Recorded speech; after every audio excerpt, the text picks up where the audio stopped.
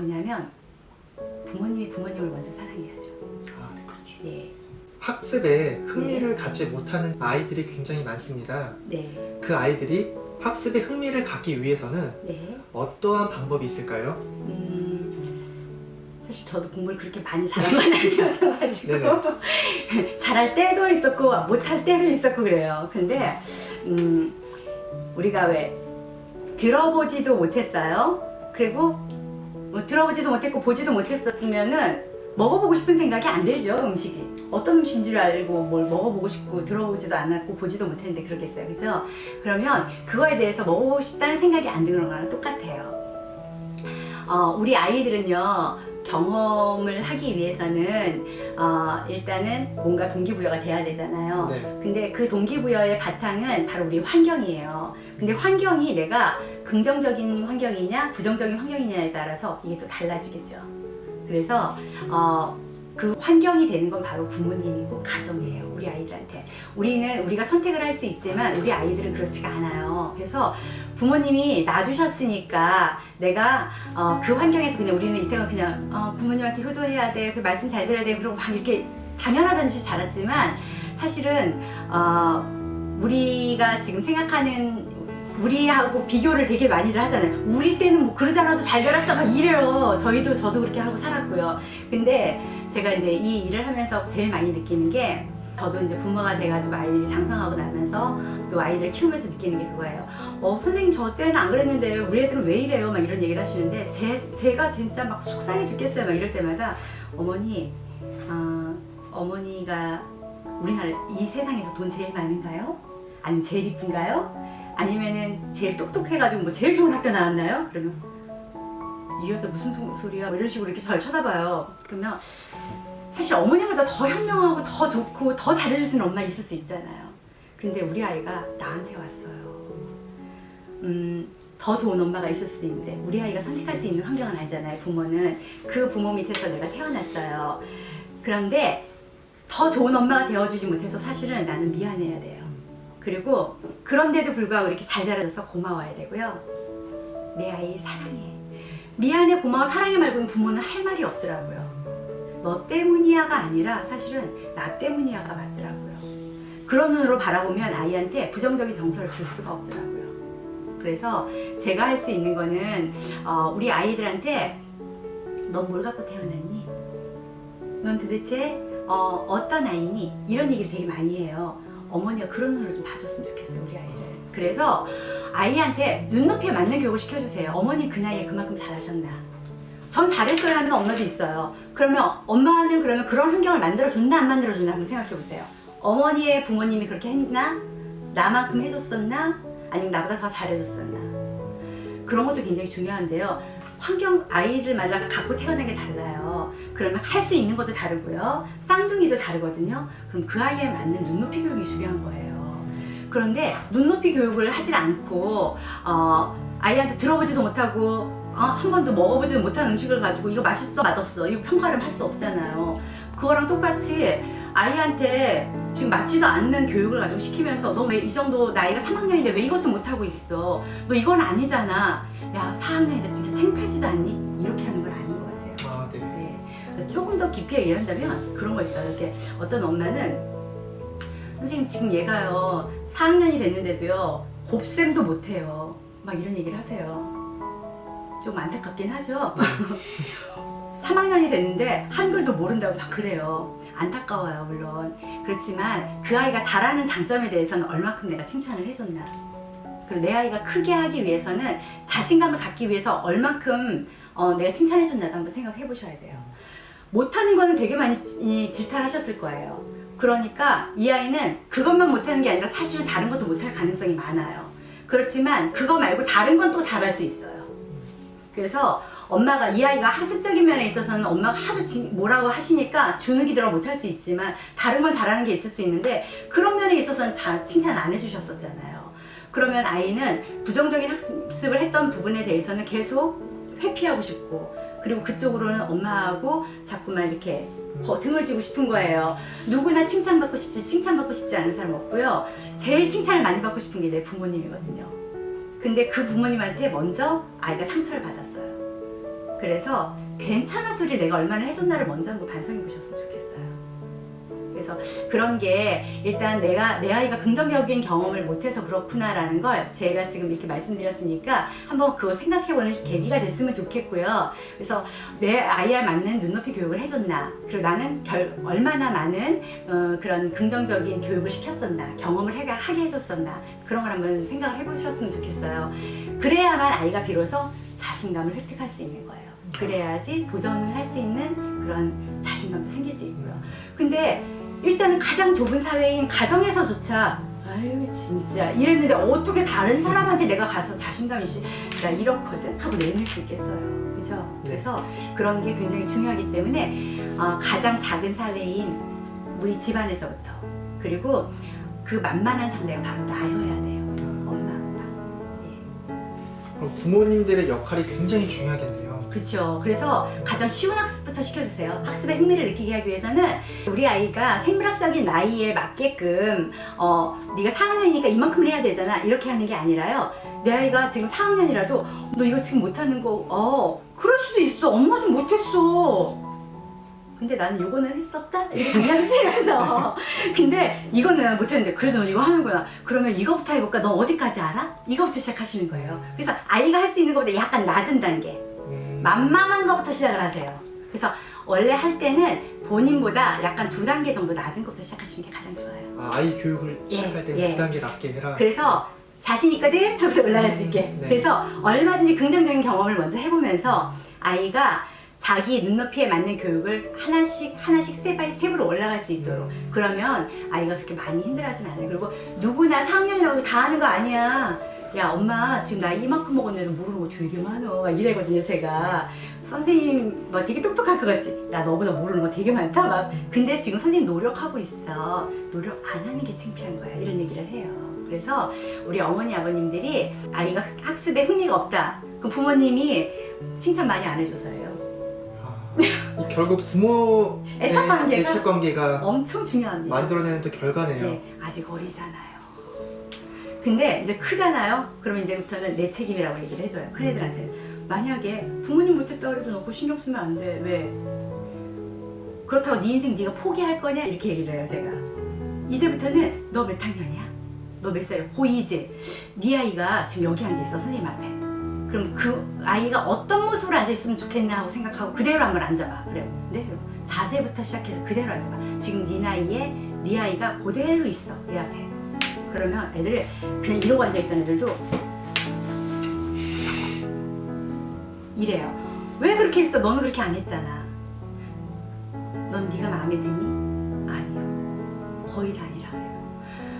왜 그러면 네 아이는 그랬으면 좋겠어? 내 아이는 자신감 있었으면 좋겠어요. 내 아이는 뭐 했으면 좋겠어? 자, 엄마가 그렇게 못해줬다 해도 속상해하지 마. 왜냐면 이제부터는 너는 네가 해야 돼. 네가 네 앞길을 만들어 가야 돼.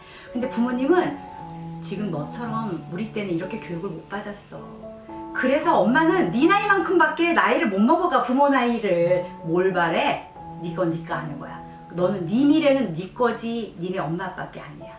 네 인생은 네 거니까 네가 주인공이지. 네가 살아나가야 되잖아. 네가 하자. 그래서 네 아이가 이랬으면 좋겠다 하는 대로 네가 행동하잖아. 그러면 태어나서 원래 아빠 엄마는 저런 거야? 원래 사람은 이렇게 해야 되는 거야? 그렇게 하면서 아이들이 크게 되어 있어. 그래서 나는 네가 그렇게 긍정적인 학습을 못 받았다 해서 네가 그렇게 행동하는 거는 별로 너를 위해 도움이 되지 않는다고 생각해 하고 큰아이들한테 그렇게 얘기를 해줘요. 예. 그럼 이게 두뇌 학습이라는 게 네. 아이들도 되게 중요하지만 또 결국은 학생과 성인에게도 필요할 것 같습니다. 두뇌 학습이 학생과 성인에게 필요한 이유는 또 무엇이 있을까요? 왜 우리가 그런 말 있죠? 사람은 죽을 때까지 배워야 된다. 네. 좀 그 말 굉장히 공감을 하고요. 저도 부족한 게 너무 많아서 계속 공부하고 아이들한테도 이야기하고 물어볼 건 물어보고 하는데 배우면 끝이 없어요. 그리고 뇌는 가소성이라 그래서요. 예전에는 왜 그러니까 뇌가 어느 정도 일정 시기가 되면 딱 멈춘다. 그 다음부터 뇌가 죽는다 이랬잖아요. 그럼 저는 벌써 뇌가 죽었어야 돼요. 나이가 많이 먹었으니까. 근데 그렇지 않잖아요. 뇌는 쓰면 쓸수록 발달하게 되어 있어요. 그게 바로 뇌 가소성이에요. 우리는 뇌가소성이라는 이론이 이제 밝혀진 지가 얼마 안 됐지만 그런 이론에 의해서 우리가 지금 더 열심히 이렇게 뇌를 개선시키고 있고 그렇게 하고 있는데 뇌는 3번의 큰 폭발을 한다 그래요. 큰 폭발하는 시기가 언제냐면요. 처음에는 태어나서 맨 처음엔 아무것도 모르잖아요, 우리 친구들이. 그럴 때 그때부터 시작해서 우리나라 나이로 한 4살 정도까지예요. 그때까지는요, 애들이 아무것도 모르는 상태에서 뭐 갑자기 움직이지도 못하는 애가 일어나서 움직이고 막 이러다가 말 배우고 걸어다니고 할 거 다 하잖아요, 그죠? 아주 온만 것을 다 해요. 사람 노릇을 다 해요. 그거를 모방하면서 배우는 시기예요. 제일 많은 걸 배우죠. 스펀지처럼 쫙 빨아들이면서. 그때 시냅스가 제일 많이 발달해요. 그 시냅스의 숫자가요, 성인과 맞먹어요. 저 어린 나이에요? 예. 그래서 그걸 4살까지라고 그러거든요. 근데 한 2살 반 정도까지는, 우리나라 나이로 4살이니까 2살 반 정도까지는 어른하고 맞먹는 시냅스의 숫자를 가져요. 그 다음에 우리가 활동하지 않는 거에도 계속 영양분을 줄 필요는 없잖아요. 너무 힘든데 에너지를 다 줄 필요 없죠. 가지치기가 들어가요. 그래서 내가 활동하는 거에만 영향을 주게 되어 있어요. 예. 그래서 많은 자극을 받아서 계속 발달시키는 아이들한테는 그게 계속 발달을 하지만, 그렇지 않은 친구들은 그만큼 발달이 지연이 그때부터 일어나는 거예요. 그리고 왜 선진국이나 후진국이나 보통 보면 8살에 학교를 가네요. 더 선진국이니까 더 많이 뭔가를 배우고 잘했으니까, 좋은 시스템에서 공부했으니까 5살이나 3살 때 보내도 되지 않을까요? 그렇죠. 그렇죠. 근데 왜 안 그럴까요? 왜냐면 신체 발달 지도에는 시기가 있어요. 그래서 그 신체 발달 지도에 보면은 8살쯤 되면은 우리 아이가 어느 정도 이제 사회성까지도 올라가면서 내가 학습을 할 수 있는 단계까지 됐다라고 만들어지거든요, 인체 지도가. 그래서 그때부터 학습을 할 수 있는 거예요. 그래서 그때 학교를 들어가요. 근데 그때 학교 들어가서부터 6학년 때 정도까지는요, 그 밑에 만들어졌던 발달 지도를 가지고 하는 거예요. 그때 이제 문제성이 나타나면 그 밑에 있는 발달 지도가 엉성하게 만들어졌다는 뜻이에요. 그 다음에 두 번째로 그러니까 폭발을 하는 시기가 언제냐면 13살부터 그 사춘기가 끝날 때까지예요. 그래서 우리 아이들이 왜 사춘기 때문에 질풍노도의 시기, 여기 북한에서 쳐내려오는 게 중2 때문에 그런다며요. 물불 안 가리고. 걔도 자기들이 다 컸대요. 그래서 막 화장하고요. 막 나 진짜 남자애들은 자기네들이 뭐라도 된 것처럼 막 어깨 힘주고요. 여자애들은 막 이쁜 척하고 막 이러고 해요. 다 할 수 있는 것처럼. 물론 몸도 그렇고요. 아이도 낳을 수 있는 몸이 다 그래요. 근데 정말로 중요한 건 정신이잖아요. 네, 그렇죠. 뇌가 완성이 되는 거는요, 전두엽이 완성이 돼야지만 완성이 됐다 그래요. 그 전두엽이 완성이 되는 시기가 바로 성인이거든요. 그 안정이 되는 게 성인이에요. 근데 우리 아이들이 왜 미성년자 해가지고선 20살까지는 보호를 받냐면요, 그때까지는 아무리 똑똑하다 그래도 그게 판단이 불안정하기 때문이에요. 판단이 예, 불안정해가지고. 네. 전두엽이 완전히 완성이 안 됐기 때문에 불안정해요. 그래서 그때까지는 판단이 흐릴 수가 있어요, 아무리 똑똑한 친구들도. 그래서 그때까지는 우리가 보호를 해주는 거예요, 미성년자 보호법에 의해서. 그래서 몸이 성숙했다 그래서 얘네들은 다 우리가 할 수 있는 걸, 나 어른이 하는 거 다 하거든 막 이러면서 다 하고 싶어 하지만, 사실은 판단력은 어른만큼 우수하지 못하다는 거죠. 그 다음에는 내가 완성이 됐으니까 이제는 내 행동에 내가 책임을 져야 돼요. 뇌가 얼마큼 많이 우수한지 아닌지를 떠나서 일단 내가 책임을 져야 돼요. 그래서 내가 지은 죄는 내가 받고 이렇게 돼 있는 거죠. 그런데 마지막으로 또 한 번 폭발을 해야, 이제 그냥 그대로 가면 억울하겠죠. 그게 25이라네요. 그래서 그때 한 번 더 폭발한 다음에는 완전히 폭발적으로 이렇게 쫙 늘어나는 시기는 없는데, 그냥 쪼그라만 드는 게 아니라 내가 지금 이렇게 쓰고 있는 분야, 저 같은 경우에는 이렇게 이런 쪽으로 공부를 하고 있으니까 이런 쪽으로 쓰고 있으면 계속 이쪽은 발달을 해요. 근데 안 쓰는 분야 있죠? 그쪽은 퇴화해요. 그렇죠. 그 콩나물이 왜 우리가 오래 놔두면 이렇게 아주 쪼그라져가지고 이렇게 가늘어지죠? 네. 그렇게 되는 거랑 똑같아요. 그렇게 되는 것처럼 얘가 발달을 덜 안 하는 것 뿐이죠. 이게 얘 뇌가 완전히 없어지는 건 아니에요. 그래서 쓰면 쓸수록 발달을 하는 거지, 쓰는데 발달을 안 하는 건 아니기 때문에 우린 나이가 먹어도 성인이어도 배움은 끝이 없기 때문에 계속 배워야 되고요. 내가 필요로 할 때 뭔가를 하려고 그럴 때, 물론 성인이 됐을 때는 그만큼 배우는 게 더딜 수는 있겠죠. 더딜 수는 있겠지만 그래도 발달하기 때문에 잘할 수는 있어요. 그런데 또 하나 중요한 게 뭐냐면, 더딜 수는 있다 그러지만 아이들보다 또 더 빨리 배우기도 해요. 그건 왜 그럴까요? 왜 그럴까요? 경험 때문이에요. 왜 할머니들 못 배우셨잖아요. 예전에는 그런 할머니들이 되게 지혜로워요. 모르는 게 없으셔요. 저도 가서 막 물어보면은 할머니한테 여쭤보면 할머니는 뭐 자연에 대한 이치부터 시작해가지고 모르는 게 없으실 때 너무 많아요. 그런데 그분들은 살아오시면서 모든 게 경험이었잖아요. 그러니까 우리가 두뇌가 똑똑한 거로만 평가를 받고 산다면 우리는 정말 공평하지 못할 거예요. 뭘 똑똑한 사람만 인정받으니까. 근데 사람이 살면서 25살 이후로는 이제 이게 더 이상 폭발 안 하잖아요. 그러면 그동안에는 살면서 살았던 지혜를 가지고 바탕으로 사는 거예요. 그래서 지혜와 지능이 같이 맞물려서 잘 조화롭게 이룬 사람이 훌륭하겠죠. 아, 그렇죠. 네. 네. 네. 그래서 우리가 결코 지능이 떨어진다 그래가지고 그 사람 무시할 것도 아니고요. 실패 경험을 많이 맛봤다 해서 그 사람 이름이 루저는 아니에요. 실패도 경험이고요. 그것도 학습이 될 수 있거든요. 네. 경험과 또 학습이 되게 네. 중요한 요소를 차지할 것 그렇죠. 같습니다. 예. 그러면은 이제 자존감이 높아지기 위해서는 네. 어떠한 방법이 있을까요? 일단 자존감이라는 게 뭔가를 생각을 해보셔야 돼요. 우리 엄마들이 자존감에 대해서 말씀을 드리면요. 자존감. 그러면 엄마들이 이런 얘기를 하세요. 우리 애는요, 자신감이 좀 없고요. 맨날 어디 가면 쭈삣쭈삣거리고 막 이래요. 이런 얘기를 하세요. 근데 엄마들도 보면 자존감 없어요. 엄마들도 와서 보면은 자기 얘기만을 하지 다른 사람 이야기를 들으려고 하질 않으세요. 일단 왜 아이가 그렇게 됐나를 보면은 그 엄마가 그런 경우가 굉장히 많아요. 그래서 내 아이가 그렇다 그러면 나를 한번 먼저 돌아보셨으면 좋겠어요. 아이는 부모를 비추는 거울이거든요. 그래서 아이가 보고 자라는 게, 태어나서 자라는 게 우리는 모방을 통해서 창조가 있는 거고 학습이라는 거 보면서 모방을 하면서 학습을 하는 거잖아요. 근데 우리 아이가 처음에 접하는 게 부모님이에요. 그게 환경이고, 그런데 그 환경에 의해서 자라날 때 우리 부모가 뭐 자신감 없고 맨날 쭈뼛거리고 그러면 내 아이도 그럴 수밖에 없어요. 그래서 제가 우리 아이들한테 그런다 했잖아요.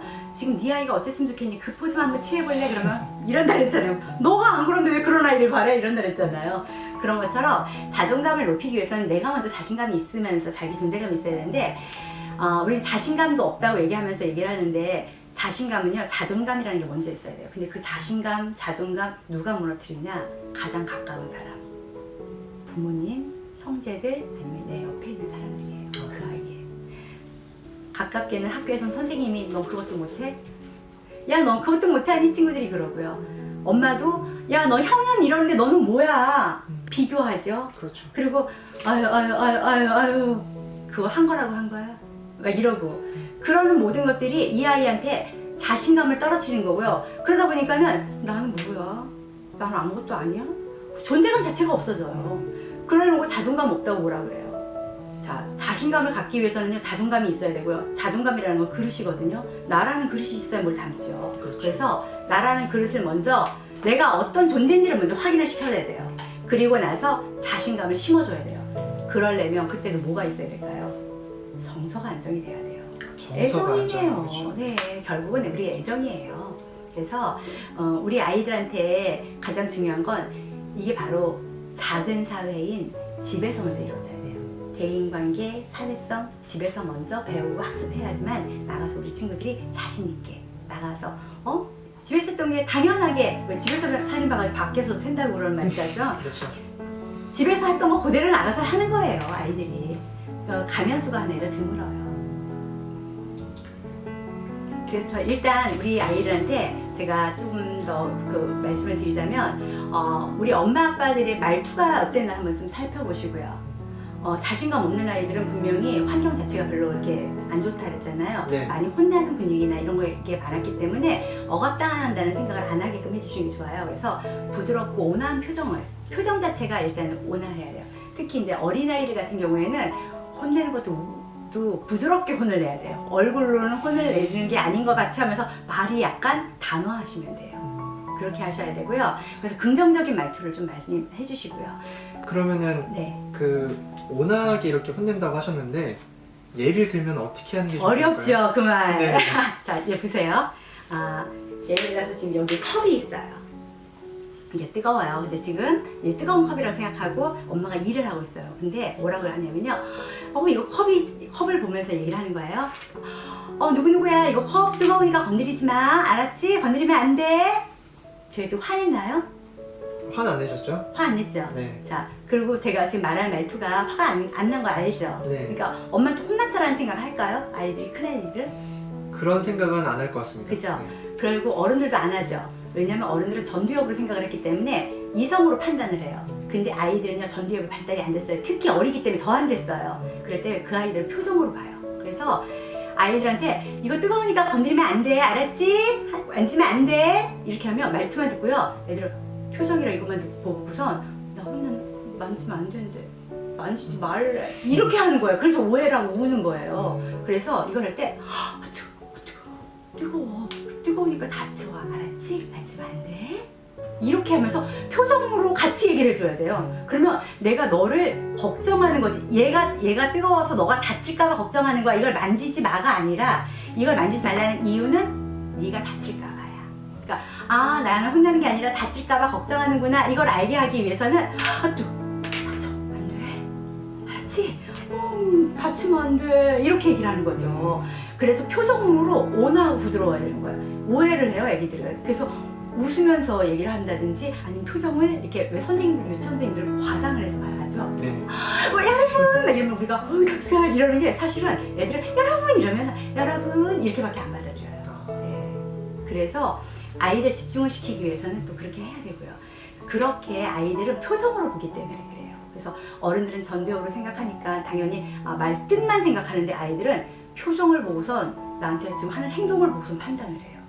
그래서 우리 아이들이 자존감이 높아지기 위해서 일단은 많은 지적을 받았던 아이이기 때문에 부정적인 경험을 많이 했죠. 그래서 일단은 부드럽고 온화한 표정으로 먼저 안정을 시켜주고요. 그러면서 부드러운 말투로 긍정적으로 대해주면서 아이한테 괜찮다고 격려해주는 게 중요해요. 그리고 왜 우리가 사랑을 받아본 사람만이 사랑할 줄 안다 그러잖아요. 근데 화가 많이 나는 데서 이렇게 혼을 많이 났던 사람은요, 어떤 상황에서든 간에 일단 공격에 대해서 이렇게 방어할 자세가 돼 있어요, 이렇게. 근데 그렇지 않은 사람은 누굴 봐도 이렇게 웃으려고 막 이래요.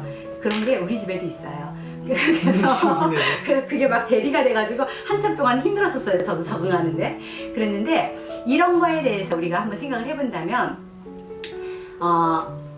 내가 잘못을 했을 때 용서를 받아보니까 너무 무섭고 두려웠어요. 근데 그 두려운 마음이 있었는데 괜찮아. 그럴 수도 있지 뭐 하면서 그러면 안도가 돼요. 그럼 나도 그렇게 편안한 마음으로 누군가를 용서해 줄 수가 있고요. 사랑을 받았을 때 그 따뜻함이, 환대가 너무 좋아서 그럼 나도 모르게 안녕 하고 이렇게 되는데, 뻘쭘해가지고 괜히 이렇게 돼요. 표시도 못하고. 자, 안 해봐서 서툴러서 그렇게 되는 거예요. 그렇기 때문에 우리가 먼저 그렇게 하는 거를 보여주는 거예요. 아이가 할 수 있게끔 먼저 말로 해주는 것보다 보여주는 게 훨씬 더 중요해요. 그러면서 말로 해준다면 훨씬 더 효과적이겠죠. 그래서 부드럽고 온화한 그런 표정과, 그리고 긍정적인 말투, 그 다음에 이런 걸 몸으로 보여주는 거, 이런 게 되게 중요하고요. 그리고 이런 거의 기본 바탕에는 그거를 학습시키는 부모님의 마인드가 중요해요. 뭐냐면 부모님이 부모님을 먼저 사랑해야죠. 그렇죠. 네. 내가 나를 사랑하지 않는데, 내가 나를 소중하게 여기지 않는데 다른 사람이 나를 소중하게 여긴다는 건 말이 안 돼요. 자신을 사랑하라는 데서 내가 최고거든? 이거 아니에요. 내가 최고거든이 아니라, 내가 나를 사랑하는 사람은요, 다른 사람도 사랑할 줄 알아요. 내가 나를 소중하게 여기는 사람은 다른 사람도 소중하다는 걸 알아요. 그래서 나도 소중한 사람이야 라는 거를 아이들한테 가르쳐줘야 돼요. 그러면 다른 사람을 무시하지 않을 거고요. 다른 사람이 아프다는 거 나도 공감을 할 수 있게 돼요. 예, 그래서 그러려면 아이한테 일단은 지적을 할 때는 바로바로 우리는 해야 된다고 배웠어요. 엄마들 이 교육을 받을 때에서 너 지금 잘못하고 있잖아. 그때 안 혼내키면 애가 잊어버린다고 생각하는데 그게 아니에요. 지적은 더디게, 그 다음에 이렇게 칭찬하거나 그럴 때는 그 당시에 바로바로 이렇게 하면서, 안 되면 없으면 생각하세요. 어떻게 하면 될까? 그러면 별거 아닌 거 가지고라도 칭찬을 해주시는 거예요. 그래서 제가 아까 말씀드렸듯이 어떤 아이가 엉터리를 이렇게 하고 있어도 저는 칭찬으로 한다 그랬잖아요. 이랬으면 좋겠다라는 생각으로, 어머 저번보다 잘하네. 사실은 아닌데. 근데 그러다 보면 지가 잘하게 된다니까요. 그 다음에 나중에 얘기를 해줘요. 그러면 그 아이가 지나고 난 다음에 자기가 벌써 성장을 하는 상태거든요. 그러면은 자기도 웃어요. 자, 집에서는 어떻게 하시냐면요, 혼낼 일이 있어요. 아빠, 엄마 따로 혼내주세요. 칭찬을 하거나, 아이가 하나일 때는 괜찮은데요, 2명만 되더라도요. 아이는요. 엄마 아빠가 하나예요. 근데 엄마 아빠한테는 아이가 둘이에요. 아, 둘씩이나 있는데 이러지만 아이한테는 엄마 아빠가 하나이기 때문에 아이는 엄마 아빠를 나눠 갖는 게 아니거든요. 동생하고 형제하고. 그러기 때문에 아이들한테 나누라는 생각을 하면 안 돼요. 그래서 자존감이 떨어져요. 또 혼낼 때도 따로, 칭찬할 때도 따로 해주세요. 그러려면 좀 힘드실 거예요. 손잡고 나가세요. 잠깐만. 그렇게 쉽지 않아요. 저도 막 울면서 했어요. 맨 처음에. 데리고 나가거나 그래서 아니면 여보 잠깐만요. 나 뭐 좀 사갖고 올게요. 그러면서 누구누구야 같이 가자. 가면서 기분 좋은 일 있으면 저번에도 너무 힘들어. 엄마가 너무 데리고 나가잖아 지금. 막 이러면서 이런 거 얘기를 하고요. 아니면 혼냈거나 이런 게 있어도 손을 먼저 잡고 이렇게 하면서 아기 때 얘기해주는 거 되게 좋아해요. 큰 아이들도. 28인 우리 아들도 좋아해요. 아기 때 얘기를 이렇게 하면서 언제 손이 이렇게 컸냐, 씨 든든해 막 이러면서.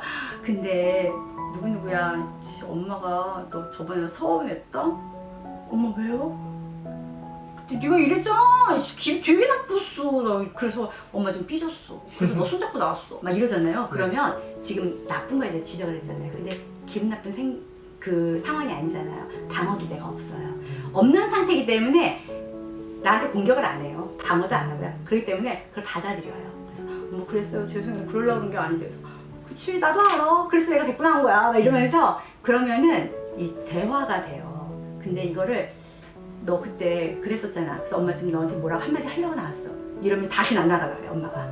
그래서 좋게. 그래서 항상 부드럽게 이야기하는 걸 버릇을 들일 필요가 있더라고요. 제 자랑처럼 얘기하는 게 뭐냐면 아직 안 싸웠어요 우리 애들하고. 한 번도요? 네, 못 싸웠어요. 우리 애들이 훌륭해서. 우리 애들이 훌륭해서 제가 하는 걸 잘 받아주더라고요. 그래서 사실 우리 애들이 그런 얘기를 해요. 사춘기 없었던 것 같아요 엄마. 나가서 있었는데 집에서 엄마분 없었지? 이런 얘기를 하는데 제가 철이 없어요. 그래서 이런 식으로 놀아줬거든요. 그래서 사실 하고 싶은 말이 있어도 부모는 많이 참게 되더라고요. 그래서 그렇게 하다 보면은 지적을 더디게 하고 그다음에 칭찬 없으면 만들어서라도 하고 과장되게라도 하고 막 이러다 보면 아이들이 어느새 성장하더라고요. 우리도 다 잘하진 않았잖아요. 네, 맞습니다. 예.